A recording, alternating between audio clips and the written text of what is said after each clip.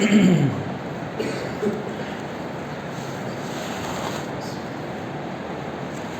الحمد لله نحمده ونستعينه ونستغفره ونعوذ بالله من شرور أنفسنا ومن سيئات أعمالنا من يهده الله فلا مضل له ومن يضلل فلا هادي له وأشهد أن لا إله إلا الله وحده لا شريك له وأشهد أن محمدا عبده ورسوله أما بعد فإن خير الحديث كتاب الله وخير الهدي هدي محمد صلى الله عليه وسلم وشر الأمور محدثاتها وكل محدثة بدعة وكل بدعة ضلالة وكل ضلالة في النار. وقال الله تعالى في كتابه المجيد: أعوذ بالله من الشيطان الرجيم بسم الله الرحمن الرحيم يا أيها الذين آمنوا أطيعوا الله وأطيعوا الرسول ولا تبطلوا أعمالكم. تمام قسم کی حمد و ثنا کبریائی بڑائی اللہ وحدہ لا شریک کے لیے لائق و زیبا ہے، اس رب العالمین کے لیے جو تمام جہانوں کا خالق اور مالک ہے،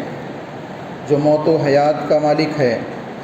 یوم جزا کے دن کا مالک، یوم الدین یوم جزا کے دن کا مالک ہے، اور ہر وہ چیز جو جہانوں کے اندر موجود ہے اس کے حکم سے موجود ہے، اور جس کو فنا ہوئی ہے اس کے حکم سے ہوئی ہے۔ سبحان اللہ و بحمدہ سبحان اللہ العظیم۔ انگنت درود و سلام ہو انبیاء کی مقدس جماعت پر، خصوصاً سید المرسلین رحمۃ للعالمین جناب محمد و رسول اللہ صلی اللہ علیہ وسلم کی ذات گرامی پر۔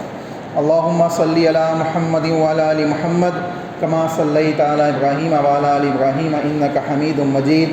اللہم بارک علی محمد وعلی آل محمد کما بارکت علی ابراہیم وعلی آل ابراہیم انک حمید مجید۔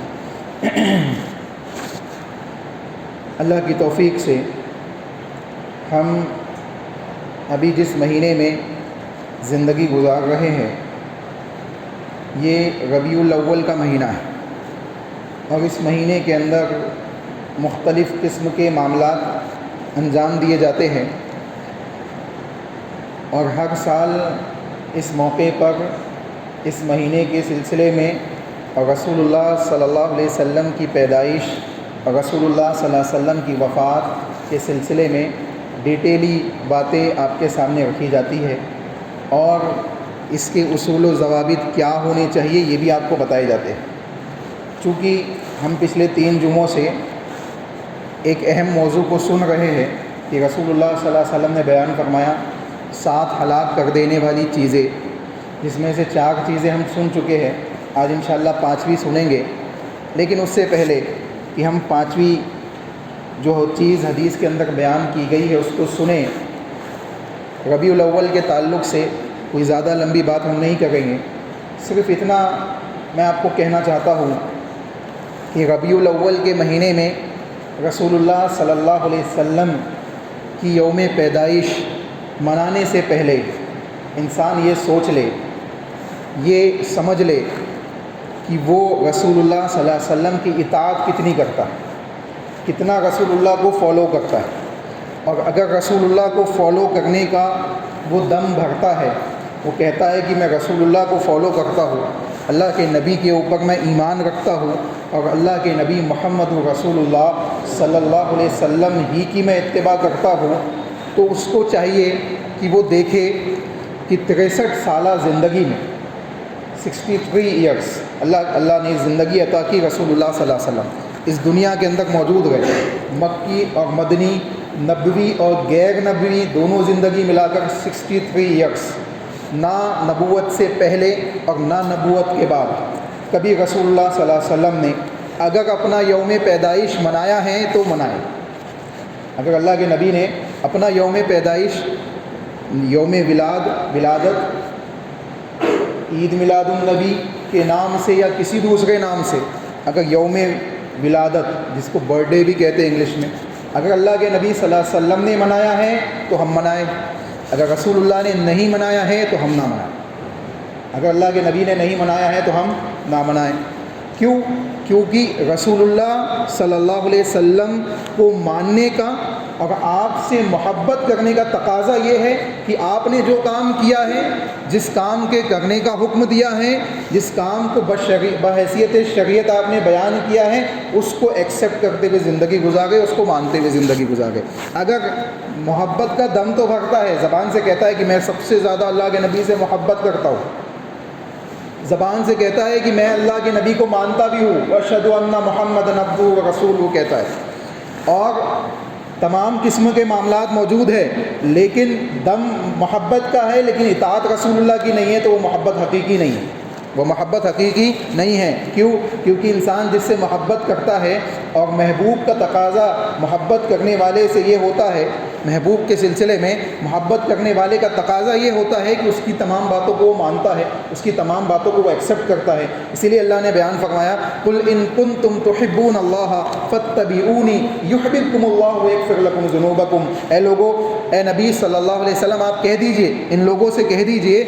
لوگوں کے سامنے بات بیان کر دیجئے کہ اگر تم اللہ کے محبوب بننا چاہتے ہو، یہ چاہتے ہو کہ اللہ تم سے محبت کرنے والے اللہ رب العالمین تم سے محبت کرنے لگ جائے، یا تم اللہ کے محبوب ہو جاؤ، تو فاتبعونی، تو تم رسول اللہ صلی اللہ علیہ وسلم کی اتباع اسٹارٹ کر دو، اللہ کے نبی کی اطاعت اسٹارٹ کر دو۔ پتہ چلا کہ اللہ کی محبت رسول کی اطاعت کے بغیر نہیں مل سکتی، تو رسول اللہ کی محبت بھی رسول اللہ صلی اللہ علیہ وسلم کی اطاعت کے بغیر نہیں مل سکتی۔ چنانچہ معلوم یہ پڑا کہ حقیقی محبت یہ ہے کہ اگر رسول اللہ نے منایا ہے تو ہم منائیں، رسول اللہ نے نہیں منایا ہے تو ہم نہ منائیں۔ اس کے علاوہ دوسری چیز اس سلسلے میں ایک اور بات میں آپ کو کہتا چلوں کہ ہم کوئی دلیل دیکھے قرآن سے، کوئی دلیل دیکھے حدیث سے، اس سے پہلے یہ سوچے، ابھی جتنے بھی یہاں پہ لوگ بیٹھے ہوئے ہیں سب میں سمجھتا ہوں کہ میچور ہے، اور کوئی بھی ایسا نہیں ہے جو 15 سال سے چھوٹا ہے، سب 15 سال 20 سال 30 سال 40 سال 50 سال کے لوگ یہاں موجود ہیں۔ تو اگر ہم تھوڑا سا پیچھے جائیں، 10 سال 15 سال پہلے کی بات دیکھیں، تو آپ کو معلوم پڑے گا کہ یہی ربیع الاول کے مہینے میں جو جلوس یا اس قسم کی جو چیزیں معاشرے میں نکلتی تھی، یہ 12 وفات کے نام سے نکلتی تھی، عید میلاد النبی کے نام سے نہیں نکلتی تھی، 12 وفات کے نام سے نکلتی تھی۔ ہم نے خود سنا ہے اپنے بچپن میں، ہم نے سنا ہے، آپ لوگوں نے بھی سنا ہے، اور سب نے دیکھا ہے کہ 12 وفات کے نام سے نکلتی تھی۔ ابھی تقریباً 10 سالوں سے یا 15 سالوں سے اس کو عید میلاد النبی کا نام دے دیا گیا، یعنی جس 12 وفات کے اوپر لوگوں نے اعتراض کیے کہ بھائی تم وفات کی خوشی منا گئے ہو، رسول اللہ کے وفات کی تم خوشی منا گئے ہو، تو لوگوں نے کیا کیا، اس خوشی کو تو نہیں چھوڑا بلکہ نام چینج کر دیا، وفات کے دن کو میلاد کا دن بنا دیا۔ تو یہ سوچنے کی بات ہے، یہ سوچنے کی بات ہے کہ ہم اپنے عمل کی اصلاح نہیں کر رہے، اس عمل کو منانے کے لیے اس کو تبدیل کر رہے۔ اللہ نے کیا کہا، سورہ فاتحہ کو ہم پڑھتے ہیں، اہدنا الصراط المستقیم، اے اللہ سیدھے راستے کی طرف ہماری رہنمائی فرما، صراط الذین انعمت علیہم، ان لوگوں کے راستے پر جن پہ تیرا انعام ہوا ہے، ان پہ جن پہ تیرا انعام ہوا ہے،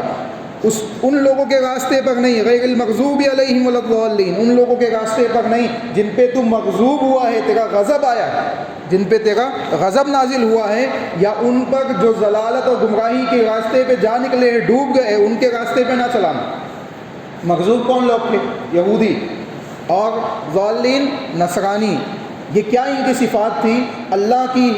اس کے رسول کی حق باتوں کو جاننے اور ماننے کے باوجود اس کو قبول نہیں کرتے تھے۔ آج ہمارا سسٹم بھی یہی ہے، حق باتوں کو جاننے اور سمجھنے کے باوجود اس کو ہم قبول نہیں کر رہے ہیں، اس کو مزید اپنانے کے لیے اس کے نام کو چینج کر دے گئے، لیکن اس کو عمل میں لا گئے، مشرکین مکہ کو دیکھے، اللہ نے بیان کیا کہ حکمت والے 4 مہینے ہیں، ان 4 مہینوں میں ان کو لڑنا ہوتا تو اس مہینے کے نام کو چینج کر دیتے، مہینے کے نام کو چینج کر دیتے، کہتے محرم کا مہینہ اسٹارٹ ہے، یہ ہم 2 مہینے بعد منائیں گے، ابھی لڑائی کر لو، 2 مہینے بعد محرم مانا جائے گا۔ تو اس طریقے سے نہیں کام چلتا ہے کہ انسان اپنے حساب سے کسی چیز کے نام کو چینج کر دے اور اس کو منانا اسٹارٹ کر دے، نہیں۔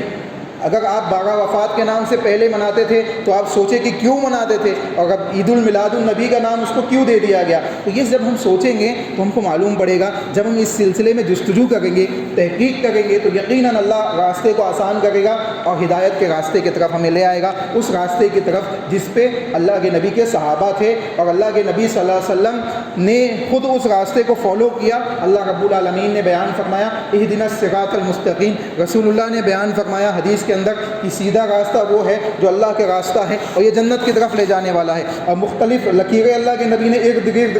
اس کے کھینچی اور کہا یہ سب شیاطین کے راستے، یہ شیاطین کے راستے، جب اس راستے پہ نکل پڑو گے تو شیاطین کے راستوں کی جانب سے تمہیں بلایا جائے گا اور تم اس راستوں کی طرف نہ جانا، سیدھے راستے پہ چلتے چلے جانا۔ چنانچہ معلوم پڑا انسان کو چاہیے کہ وہ اپنے کسی بھی کام کو عمل میں لانے سے پہلے اس بات کو جانچ لے، اس کی تحقیق کر لے کہ آیا وہ عمل دین کا حصہ ہے یا نہیں ہے۔ اگر دین کا حصہ ہے اور وہ اس کو دین کا حصہ سمجھ رہا ہے تو رسول اللہ نے اس کو کیسے کیا ہے، کس طریقے سے اللہ کے نبی نے عمل کیا ہے، اگر اللہ کے نبی نے عمل کیا ہے کس طریقے سے کیا ہے، اس طریقے سے وہ اس کو فالو کرے تو یقیناً اس کا ثواب اس کو دنیا میں بھی ملے گا، اس کا فائدہ اس کو دنیا میں بھی ملے گا، اس کا فائدہ اس کو آخرت میں بھی ملے گا۔ لیکن اگر اللہ کے نبی صلی اللہ علیہ وسلم نے کوئی عمل نہیں کیا اور ہم اس کو دین کا عمل سمجھے، اس کو عمل میں لاتے چلے جائے یہاں تک کہ ہمارے داڑھی کے بال سفید ہو جائے، سروں اور بالوں میں سفیدی چھا جائے اور ہم اس عمل کو کرتے چلے جائیں، پیشانی کے اوپر داغ آ جائے ہم اس عمل کو کرتے چلے جائیں، ہڈیاں کمزور ہو جائے ہم اس عمل کو کرتے چلے جائیں، یہاں تک کہ ہم قبر میں داخل ہو جائے، اللہ کے نبی نے بیان فرمایا من عمل عملا لیس علیہ امرنا فہو رد، جس نے کوئی ایسا عمل کیا جس کا حکم ہم نے نہیں دیا تھا اس کا وہ عمل رد کر دیا جائے۔ کتنے ہی سالوں تک آپ نے وہ عمل کیوں نہ کیا ہو، اگر آپ اس سے اصلاح نہیں کرو گے صحیح بات آنے کے بعد تو اللہ اس کو رد کر دے گا، اس کا کوئی حصہ، کوئی ثواب، کوئی نیکی، کوئی فائدہ وہ عمل آپ کو آخرت میں نہیں پہنچائے گا۔ چنانچہ انسان کو چاہیے کہ ایسے تمام کاموں سے وہ اپنے آپ کو محفوظ کر لے۔ دنیا کے اندر انسان کو اگر معلوم پڑ جائے کہ جس بزنس میں لگا ہوا ہوں اس میں کوئی فائدہ نہیں ہے، یہ نقصان دے گا ہے، مجھے کوئی فائدہ نہیں دیتا، دکان کا کرایہ تک نہیں نکل پاتا ہے اور بیوی بچوں کے خرچے نہیں نکال پا رہا اس سے، یہ بزنس مجھے فائدہ نہیں دے رہا ہے،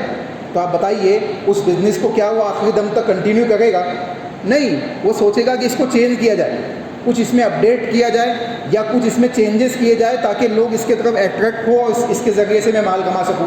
یہ دنیا کا اصول اس نے بنایا ہوا ہے۔ تو دین کے سلسلے میں کیوں ایسا اصول ہے کہ ایک چیز ہم نے بچپن سے سنی دیکھی، لوگوں کو دیکھتے ہم آئے ہیں بڑے ہوئے اسی کو فالو کرتے چلے جائیں، ہم کیوں نہیں سوچ رہے کہ لوگ یہ جو کام کر رہے ہیں صحیح ہے کہ غلط نہیں ہے، صحیح ہے یا نہیں ہے، یہ غلط تو نہیں ہے، میں کسی غلط راستے پہ تو نہیں نکل گیا ہوں، رسول اللہ نے کیا ہے کہ نہیں کیا ہے، اللہ کے نبی کے صحابہ نے کیا ہے کہ نہیں کیا ہے۔ جب اس کو سوچیں گے ہم تو دین کے اندر صحیح باتیں ہمارے سامنے آئے گی اور انشاءاللہ اللہ رب العالمین صراط مستقیم کا راستہ آسان کر دے گا۔ اب آئیے ہم اس عمل کی طرف چلتے ہیں جو حدیث کے اندر اللہ کے نبی نے 5واں عمل بیان کیا، ہلاک کر دینے والا 5واں عمل جو انسان کے اعمال کو ضائع کر دیتا ہے، دنیا و آخرت کے اعمال کو برباد کر دیتا ہے اور جہنم کا مستحق بناتا ہے۔ 5واں وہ عمل، پہلا عمل کون سا تھا؟ الشرک باللہ، اللہ کے ساتھ شرک کرنا۔ دوسرا السحر، جادو کرنا، سیکھنا سکھانا دونوں اس میں شامل، جادو کرنا کروانا دونوں اس میں شامل ہے۔ وقتل النفس التی، کسی جان کو بنا وجہ کے قتل کر دینا، بنا وجہ کے قتل کر دینا، ٹھیک ہے۔ واکل الربا، سود کا کھانا، سود کا کھانا، یہ 4 باتیں آپ کے سامنے پچھلے جمعے تک آ چکی ہے۔ اب آئیے آگے چلتے ہیں، اللہ کے نبی نے آگے بیان فرمایا وَآتُوا الْيَتَامَ أَمْوَالَهُمْ، اور یتیم کا مال کھانا، وَأَكْلُ مَالَ الْيَتِيمِ، یتیم کے مال کو کھانا، یتیم کے مال کو ہڑپ کر جانا، اس پہ قبضہ کر لینا، یہ انسان کے دنیا و آخرت کو ضائع کرنے والا، اس کو ہلاک کرنے والا عمل ہے، اس کے لیے بربادی کا ضامن ہے۔ چنانچہ اس کو چاہیے کہ وہ اس چیز سے اپنے آپ کو بچائے۔ اللہ رب العالمین نے سورہ نساء کی آیت نمبر 2 میں اللہ نے بیان فرمایا وَآتُوا الْيَتَامَ أَمْوَالَهُمْ وَلَا تَتَبَدَّلُوا الْخَبِيثَ بِالطَّيِّبِ، اے لوگو یتیم کا مال جلد سے جلد ان کو عطا کر دو، جلد سے جلد ان کو عطا کر دو، ان کو دے دو، اور وَلَا تَتَبَدَّلُوا الْخَبِيثَ بِالطَّيِّبِ، کسی اچھی چیز کے بدلے ردی چیز ان کو نہ دینا، اگر ان کے حصے میں کوئی اچھی چیز آتی ہے تو اچھی چیز ہی ان کو دینا، تتبدل، بدلنا نہیں، خبیث سے، خبیث چیز سے اچھی چیز کو، طیب کو بدلنا نہیں، یعنی جو ان کے حصے میں اچھی چیز آتی ہے ان کو اچھی چیز دینا، ایسا نہیں کہ یتیم ہے تو چلو ردی چیز اس کو دے دو، تم دے تو دو گے، دنیا میں کوئی نہیں پکڑے گا، کوئی کچھ نہیں کہے گا، کیونکہ یتیم ہے، یتیم کی طرف سے عام طور پہ کوئی آواز نہیں اٹھاتا ہے، کوئی بولتا نہیں ہے، اور ظلم کرنے والوں کے سلسلے میں یہ سوچتا ہے کہ اگر اس کے خلاف بولوں گا تو یہ میرا دشمن ہو جائے گا، اس کا تو ایسے ہی کوئی نہیں ہے،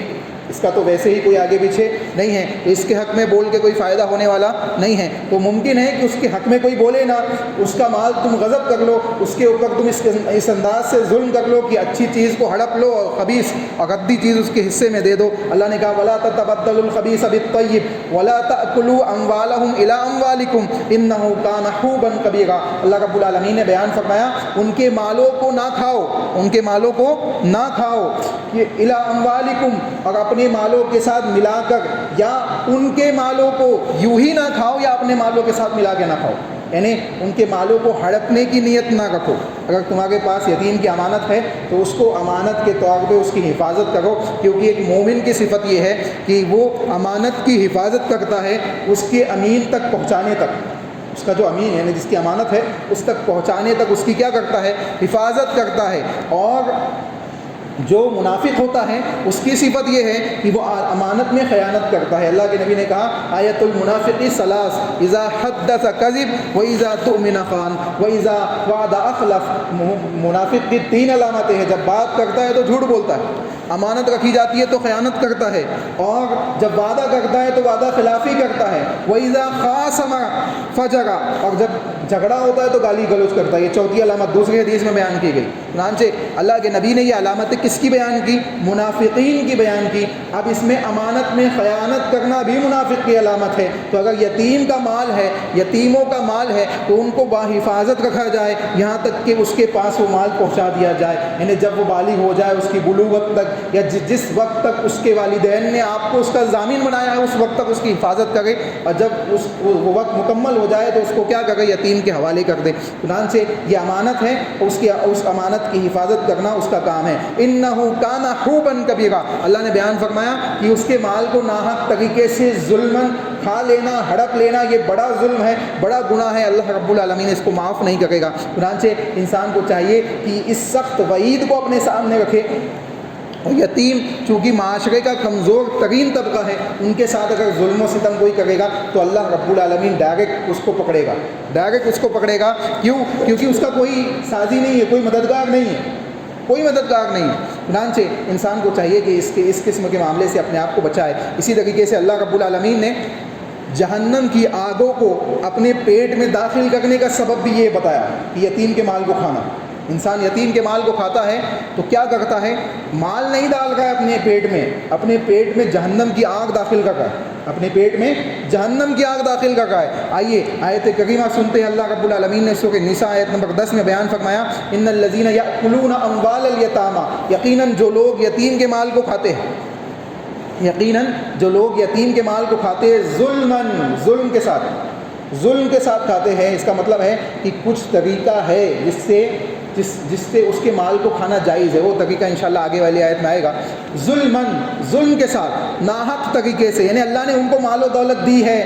ان کو سب کچھ دیا ہے، اس کے باوجود یتیم کا مال جو ان کے پاس ہے اس کو ختم کر رہے، اس کو کھا گئے، اس میں سے خیانت کر رہے ہیں، تو یہ ظلم ہے۔ یہ کیا ہے؟ ظلم ہے۔ ان کا حق نہیں ہے اس میں سے کچھ کھانا، ان کے لیے اجازت نہیں ہے کہ اس میں سے کسی طریقے سے وہ اس کو استعمال کرے۔ ظلمًا انما یأکلون فی بطونہم نارا۔ اللہ نے بیان فرمایا کہ یقیناً وہ لوگ اپنے پیٹ کے اندر جہنم کی آگ داخل کر گئے، اپنے پیٹ میں جہنم کی آگ داخل کر گئے۔ وَسَيَصْلَوْنَ سَعِيرًا، اور عنقریب جہنم کے اندر داخل کیے جائیں گے، اس برے ٹھکانے میں ان کو داخل کر دیا جائے گا۔ اللہ اکبر۔ اندازہ لگائے، یتیم کا مال دنیا میں انسان کھاتا ہے، آخرت میں کیا ملے گی؟ جہنم کی سزا اللہ رب العالمین یتیم کے مال کو کھانے کی وجہ سے عطا فرمائے گا۔ چنانچہ ہر ایک انسان کو، مومن کو خصوصی طور پہ ان اعمال سے، جن کے سلسلے میں اللہ کے نبی نے کہا کہ یہ ہلاک کر دینے والے اعمال ہیں، دنیا و آخرت کو برباد اور ضائع کرنے والے اعمال ہیں، اس سے انسان کو چاہیے کہ وہ اپنے آپ کو کیا کرے؟ بچا لے۔ یہاں تک کہ اللہ نے کھانے کا تو مسئلہ بہت دور ہے، اللہ نے کہا وَلَا تَقْرَبُوا مَالَ الْيَتِيمِ، یتیم کے مال کے نزدیک بھی مت جاؤ۔ نزدیک مطلب بری نیت کے ساتھ، بد نیتی کے ساتھ، اس کے مال کے نزدیک بھی مت جاؤ، اس کے مال کے نزدیک جانا بھی تمہارے لیے صحیح نہیں ہے۔ اگر تم بد نیتی کے ساتھ جاتے ہو تو یہ تمہارے لیے اس کے مال کے نزدیک جانا بھی درست نہیں ہے۔ الا باللتی ہی احسن، ہاں اگر اچھی نیت سے جاتے ہو اچھے اس کے مال میں اضافے کی نیت سے جاتے ہو تو کوئی حرج کی بات نہیں، اچھی چیز ہے۔ حتیٰ یبلغ اشدہ، یہاں تک کہ وہ بالغ ہو جائے، یہاں تک کہ وہ بالغ ہو جائے، یعنی اس کے مال کو سنبھالنے کی صلاحیت اس کے اندر پیدا ہو جائے، یہاں تک کہ اس کے مال کو اچھی نیت کے ساتھ تم سنبھال کے رکھو تو یقیناً تمہیں بھی اس کا ثواب اللہ رب العالمین عطا کرے گا۔ آپ دیکھیں، ایک انسان ہوتا ہے قرض لینے والا، ایک ہوتا ہے قرض دینے والا، ایک ہوتا ہے سود لینے والا، ایک ہوتا ہے سود دینے والا۔ سود لینے والے اور دینے والے دونوں پہ کیا ہے؟ اللہ کی لعنت ہوتی ہے۔ اور قرض لینے والے اور قرض دینے والے کے سلسلے میں، قرض دینے والے کے سلسلے میں خصوصاً حدیثوں کے اندر وضاحت ہے، اور اللہ کے نبی صلی اللہ علیہ وسلم نے قرض دینے والے کے لیے اجر و ثواب بیان کیا، اور قرض نہ دینے والا جب اس سے مزید مہلت مانگے اور وہ مہلت دیتا ہے تو مزید اللہ کے نبی نے ثواب عطا فرمایا، اس کے اجر و ثواب کو بیان کیا۔ چنانچہ معلوم کیا پڑا، ایک راستہ بند کیا گیا سود کا تو دوسرا راستہ اللہ اس کے رسول نے کھولا ہے، اس کے رسول نے کھول دیا ہے۔ اب یہ راستہ جو صحیح ہے، جو اللہ اس کے رسول کا راستہ ہے، اس کو فالو کرے مومنین تو ان کے لیے ہر اعتبار سے کیا ہوگا؟ فائدہ ہوگا۔ آگے ایک اور آیت سنیں، اللہ نے اس کو بڑا گناہ، اور ایک اور طریقہ ہے مال کو کھانے کا، یتیم کے مال کو کھانے کا ایک طریقہ اور ہے۔ مثال کے طور پہ کسی کے پاس مال ہے یتیم کا، اب وہ سوچے یار یہ 18 سال کا بالغ ہو جائے گا، ابھی معاشرے کے اندر جو ایج ہے بالغ ہونے کی وہ کون سی ہے؟ قانونی طور پہ 18 ایئرس، ابھی یہ 10 سال کا ہو گیا ہے، 8 سال کے اندر اس کا مال اس کے حوالے کرنا پڑے گا، کیوں نہ ہم جلدی جلدی اس کے مال کو خرچ کر دے، ختم کر دے، اور جب یہ بالغ ہو تو اس سے کہے کہ بھائی دیکھو 18-20 سال تو ہم نے آپ کو پالا ہے، اسی میں آپ کا مال کیا ہوا؟ خرچ ہو گیا، تو جلدی جلدی اس کو ختم کر دیا جائے۔ اللہ رب العالمین علیم ہے، ہر چیز کو جاننے والا ہے، علام الغیوب ہے، غیب کی باتوں کو جاننے والا ہے۔ اللہ رب العالمین کی جو پلاننگ ہے نا، اس کو کوئی رد نہیں کر سکتا۔ جو اصول و ضوابط اللہ نے بیان کیے وہ سب کے حق میں برابر ہے، ظلم نہیں ہے، اللہ یہ کہ انسان سمجھ ہی نہ پائے، انسان سمجھ نہ پائے۔ اللہ نے کہا یوصیکم اللہ فی اولادکم للذکر مثل حظ الانثیین، ایک اصول اللہ نے قرآن میں دے دیا کہ جو والد ہے جب اس کا مال تقسیم ہوگا تو بیٹوں کو 2 حصے ملیں گے، بیٹیوں کو 1 حصہ ملے گا، بیٹوں کو 2 حصے ملیں گے۔ یہ وراثت کے بیان میں ہم نے سنا ہے ڈیٹیلی طور پہ، بیٹوں کو 2 حصے ملیں گے اور بیٹی کو 1 حصہ ملے گا، یعنی بیٹی کو جتنا ملے گا اس کا ڈبل بیٹوں کو ملے گا، اس کا ڈبل بیٹوں کو ملے گا۔ اب دیکھیں یہ اصول ہے، اب کوئی سمجھ نہ پائے اس کو، کہیں اللہ نے تو ظلم کیا ہے خواتین کے ساتھ، نعوذ باللہ ثم نعوذ باللہ، کہ اللہ نے ظلم کیا، 1 حصہ لڑکیوں کو دیا، بیٹیوں کو 2 حصہ لڑکوں کو دے دیا، یہ تو ظلم ہے۔ حالانکہ اگر بیٹیوں کو 2 حصہ دیا جاتا تو لڑکوں کے ساتھ ظلم ہو جاتا۔ سمجھ آئی بات؟ کیسے ظلم ہوتا؟ کیونکہ وہ جو بیٹی ہے وہ کسی کے ماتحت ہے، وہ کسی کے ماتحت ہے، اور یہ جو بیٹا ہے اس کے ماتحت کسی کی بیٹی ہے، اس کے ماتحت کسی کی بیٹی ہے، اسی لیے اس کو 2 حصے دیے گئے ہیں۔ اور وہ جو بیٹی ہے وہ خود کسی کے ماتحت ہے، یعنی اس کا خرچہ،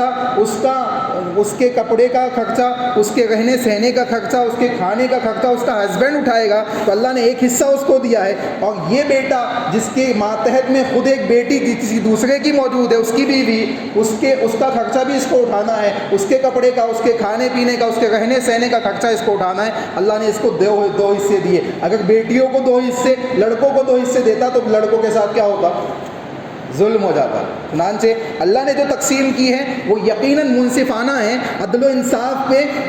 قائم ہے، اور ہمیشہ سے قائم ہے، اور ہمیشہ قائم رہنے والی ہے، اس کے اوپر کوئی تبدیلی نہیں آنے والی۔ لا تبدیل لکلمات اللہ، اللہ کے کلمات تبدیل نہیں ہوتے۔ اللہ نے 50 وقت کی نماز فرض کی، اللہ کے نبی گئے کم کی، اللہ کے نبی واپس آئے، گئے واپس آئے کم کی، یہاں تک کہ 5 وقت کی بچی۔ اللہ نے بیان فرمایا لا تبدیل لکلمات اللہ، اللہ کے کلمات تبدیل نہیں ہوتے۔ اے محمد ہم نے 5 وقت کی نماز تو کر دی ہے لیکن ثواب 50 وقت کی نماز کا دیں گے۔ اللہ اکبر۔ اندازہ لگا 50 وقت کی نمازوں کا ہم ثواب دیں گے، کیونکہ اللہ کے کلمات تبدیل نہیں ہوتے، نماز 5 وقت کی پڑھو گے ثواب 50 وقت کی نماز کا ملے گا۔ تو پتہ کیا چلا کہ جو تقسیم اللہ نے بیان کی ہے وہ یقینی طور پہ ہر اعتبار سے انسان کے لیے کیا ہے، فائدہ مند ہے، اور معاشرے کے اندر عدل و انصاف کے قائم کرنے کا ذریعہ ہے۔ اس لیے یہاں پہ کہا گیا وَلَا تَأْكُلُوهَا إِسْرَافًا وَبِدَارًا أَن يَكْبُرُوا، اے لوگوں مال کو جلدی جلدی ختم نہ کرنا اسراف میں، فضول خرچی میں، یا کسی ایسے معاملے کے اندر کہ جلدی جلدی اس کو خرچہ کر دو تاکہ یہ ختم ہو جائے، اس یتیم کو دینا ہی نہ پڑے، اس یتیم کو دینا ہی نہ پڑے۔ یعنی وہ راستہ جو آپ کے اور میرے ذہن میں آ سکتا تھا اس کو 1450 سال پہلے ہی اللہ نے بند کر دیا کہ تمہارے لیے اسراف کرنا اس میں جائز نہیں ہے، فضول خرچی اس میں کرنا جائز نہیں ہے۔ وَمَنْ كَانَ غَنِيًّا فَلْيَسْتَعْفِفْ، جو مالدار ہے، اگر مالدار ہے اس کے پاس یتیم کا مال ہے، وہ خود کھا پی سکتا ہے، یتیم کے مال کی اس کو کوئی حاجت نہیں ہے، فَلْيَسْتَعْفِفْ، تو اس مال کی حفاظت کرے، اس کو اللہ نیکیاں دے گا، اجر و ثواب دے گا، اس کے ثواب میں اضافہ کرے گا، اور اس کے لیے وہ نیکی کا ذریعہ بنے گا جب وہ بالغ ہو تو اس کے مال کو اس کے حوالے کر دے۔ فَلْيَسْتَعْفِفْ وَمَنْ كَانَ فَقِيرًا فَلْيَأْكُلْ بِالْمَعْرُوفِ، ایک ایسا شخص ہے جس کے پاس خود ہی کھانے کو نہیں ہے۔ دیکھیں اصول، اللہ نے جو اصول بیان کیے ہر ایک کے لیے، ایسا بھی شخص ہو سکتا ہے نا کہ جس کے پاس مال و دولت نہیں ہے لیکن اس کے پاس یتیم کا مال آ گیا ہے، وہ خود محتاج ہے، ایک یتیم بچہ اس کے پاس کسی نے انتقال ہوا، کہا کہ بھائی ہمارے بچے کو سنبھال لینا، اس کا یہ مال ہے، جب یہ بالغ ہو تو اس کو دے دینا۔ اللہ اکبر، اب وہ خود محتاج ہے، اس کے پاس خود صبح سے شام تک کھانے کے لیے نہیں ہے، اب وہ یتیم کی کفالت کرے، دیکھ بھال کرے، یا اس کے مال کی حفاظت کرے، یا اپنے گھر والوں کے اپنے لیے کھانے کا کمانے کے لیے جائے۔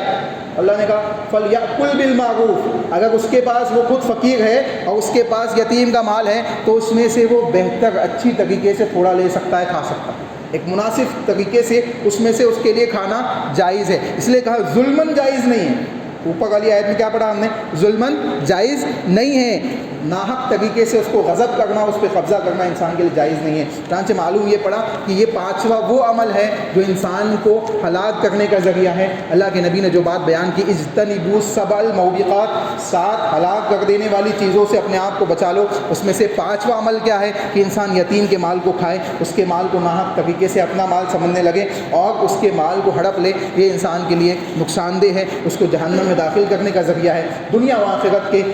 اعمال کو برباد کرنے کا ذریعہ ہے۔ اللہ سے دعا ہے کہ اللہ ہمیں صحیح معنوں میں ان باتوں کو سمجھنے کی توفیق عطا فرمائے، اللہ اس کے رسول کی اطاعت کے ساتھ اپنی زندگیوں کو گزارنے کی توفیق عطا فرمائے، اللہ اس کے رسول کی اطاعت کے ساتھ اپنے اعمال کی اصلاح کرنے کی توفیق عطا فرمائے، اپنی عبادات کو بجا لانے کی توفیق عطا فرمائے، اپنے اعمال سیئات سے، گناہوں سے رجوع کرنے کی، توبہ کرنے کی توفیق عطا فرمائے۔ جو غلطیاں، جو گناہ تنہائی میں، اجتماع عام میں، رات کے اندھیروں میں اللہ ہم سے سرزد ہو گئی ہے، اللہ اس کو معاف فرما، اللہ اس کو معاف فرما، اللہ اس کو معاف فرما، اللہ اس سے ہم توبہ کرتے ہیں، اس سے رجوع کرنے کی ہم توفیق عطا فرما۔ اے اللہ یہ مسجدیں تو ہمارے لیے بند ہو گئی ہے، اے اللہ ان کے دروازوں کو کھول دے، اے اللہ ان کی فضاؤں میں، ہواؤں میں، اے اللہ جو وبا پھیلی ہوئی ہے اللہ اس کو دور کر دے، اے اللہ ان وباؤں کو ختم کر دے، اے اللہ ان وباؤں سے ہماری حفاظت فرما، اے اللہ ہم سے جو غلطیاں سرزد ہوئی اسے معاف فرما، اے اللہ ایسے کاموں کو انجام دینے کی توفیق عطا فرما جس سے تیری رحمت نازل ہو، تیری مدد نازل ہو، تیرے فرشتے نازل ہو، جیسے جنگ بدر، جنگ احد میں نازل ہوئے تھے۔ اے اللہ ایسے کاموں سے بچنے کی توفیق عطا فرما جس سے تیرا غضب، تیری لعنت اور تیرے عذابات نازل ہوتے ہیں۔ اللہ ایسے کاموں سے بچنے کی توفیق عطا فرما۔ اے اللہ ہم گنہگار ہیں، خطا کار ہیں، اے اللہ لیکن تیری ہی عبادت کرتے ہیں، تیرے رسول کے علاوہ کسی دوسرے کی اطاعت نہیں کرتے۔ اے اللہ اگر ہم کوئی نیک کام کرتے ہیں تو تیرے ہی لیے کرتے ہیں۔ اے اللہ ہم تجھے تیری صفات کا واسطہ دے کے سوال کرتے ہیں، تیرے اسماء و صفات کا واسطہ دے کے تجھ سے سوال کرتے ہیں کہ اے اللہ تو ہماری دعاؤں کو قبول فرما۔ اے اللہ جو لوگ موجود ہیں اے اللہ جو لوگ موجود ہیں ان کو عمل صالح کی توفیق عطا فرما، گناہوں سے رجوع کرنے کی توفیق عطا فرما۔ اے اللہ جو لوگ جا چکے ہیں، اس دنیا سے رخصت ہو چکے ہیں، اس دنیا سے جو منتقل ہو چکے ہیں برزخی زندگی کی جانب، اے اللہ جو فوت ہو چکے ہیں، اللہ ان کے سلسلے میں بھی ہم دعا کرتے ہیں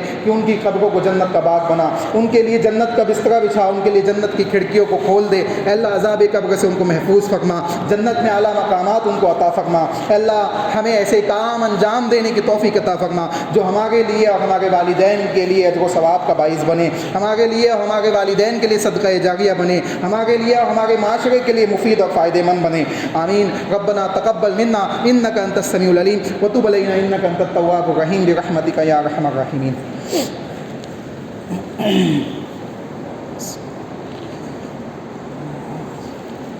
إن الحمد لله نحمده ونستعينه ونستغفره ونعوذ بالله من شرور أنفسنا ومن سيئات أعمالنا من يهده الله فلا مضل له ومن يضلل فلا هادي له وأشهد أن لا إله إلا الله وحده لا شريك له وأشهد أن محمدا عبده ورسوله أما بعد فأعوذ بالله من الشيطان الرجيم بسم الله الرحمن الرحيم إن الله وملائكته يصلون على النبي يا أيها الذين آمنوا صلوا عليه وسلموا تسليما اللهم صل على محمد وعلى آل محمد كما صليت على إبراهيم وعلى آل إبراهيم إنك حميد مجيد اللهم بارك على محمد وعلى آل محمد كما باركت على إبراهيم وعلى آل إبراهيم إنك حميد مجيد عباد الله رحمكم الله إن الله يأمر بالعدل والإحسان وإيتاء ذي القربى وينهى عن الفحشاء والمنكر والبغي يعظكم لعلكم تذكرون قوموا إلى الصلاة